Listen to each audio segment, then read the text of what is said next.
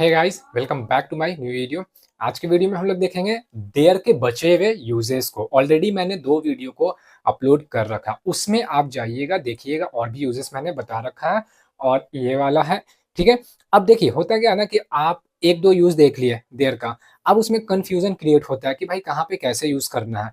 तो मैं सारे जो मेनली यूज किए जाते हैं ना, कॉमन जो होते हैं, लोगों के द्वारा जो बोले जा रहे होते हैं, वो मैं सारा कवर कर रहा हूँ। ठीक है, तो आज भी मैं 2 देखूँगा, बताऊँगा, आप मतलब अच्छे से एकदम क्लियरली समझ में आ जाएगा कि कहाँ पे कैसे यूज़ करना है। ठीक है, मैं अपने तरफ से पूरा कोशिश कर करके उसके नुआंस को, मतलब कि कैसे बताऊँ कि आपको ना क्लियर हो जाए एकदम। ठीक है, तो देखिए आज का यूज़ है, पहला यूज़ है इडियोमैटिक एक्सप्रेशंस। ठीक है, अब यहाँ पे इडियोमैटिक इडियोमैटिक इडियोमैटिक बेसिकली होता क्या है? देखिए होता क्या है, जब आप किसी किसी सेंटेंस में मुहावरे के तौर पे किसी चीज़ को बोलते हो, तो वहाँ पे होता है क्या कि आप जब सोचोगे कि टेंस से बना लिया, किसी भी ग्रामर रूल से बना लिया, तो थोड़ा सा प्रॉब्लम होता है। ये ना आपको याद करने में ज़्यादा बेटर होता है, इडियम्स के थ्रू पे होता है। ठीक है, तो इडियम्स को याद करके ही आप यूज़ करोगे सेंटेंसेस में, तो ज़्यादा अच्छा रहेगा।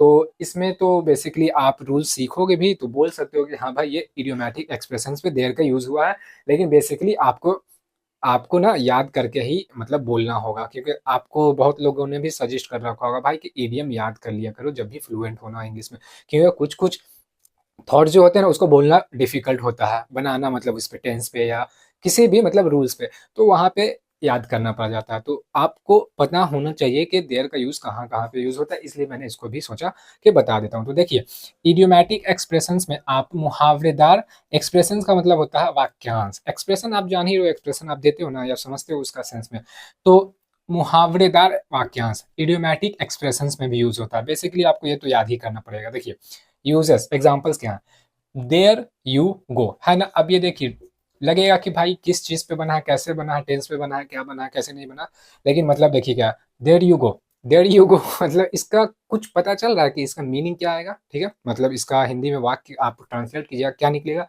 तो ये मुहावरे वाला है, तो ये आपको याद ही करना पड़ेगा। देखिए मीनिंग क्या होता है देयर यू गो का, आई वॉज राइट, मैं सही था, या फिर आई टोल्ड यू, कहा आई टोल्ड यू सो। ठीक है, आई टोल्ड यू सो मतलब मैंने बोला था कि ऐसा ही होने वाला, ऐसा सेंस में। ठीक है, तो आई वॉज राइट, तो इसीलिए इसको याद ही करना पड़ेगा। अब देखिए there it is, there we go, there we go, तो ये सब सेंस में देखिए। अब यहाँ पे देखिए देर यू गो, ठीक है, देर यू गो, यहाँ पे सिर्फ वी चेंज हुआ है सेम ना, गो यहाँ भी है, गो यहाँ भी है, लेकिन वी चेंज हुआ, तो अब देखिए मीनिंग चेंज हो जा रहा है। देर यू गो का मीनिंग क्या था, आई वॉज राइट, मतलब मैं सही था या मैंने बोला था कि ऐसा, लेकिन वही सिर्फ वी यहाँ पे आ गया, तो देखिए क्या हुआ, आना तो चाहिए था सेम ना, क्यों चेंज हुआ, इसीलिए मैं बोल रहा हूँ कि इसको याद ही करना पड़ेगा।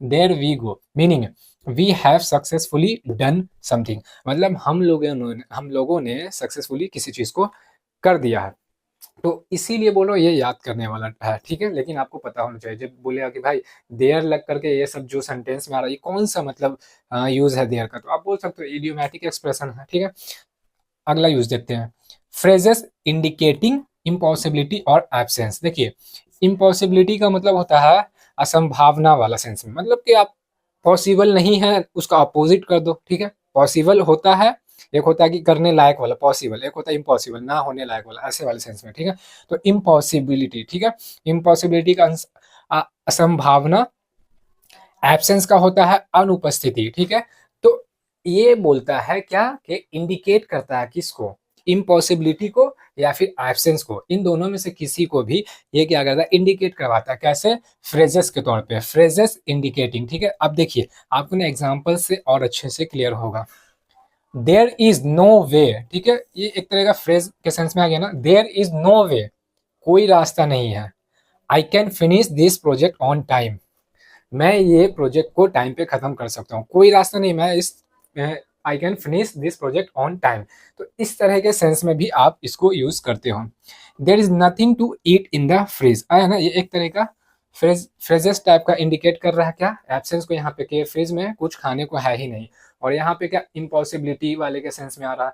तो होपफुली आपको ना सारे अच्छे से समझ में आ गए, स्क्रीनशॉट आप ले सकते हैं।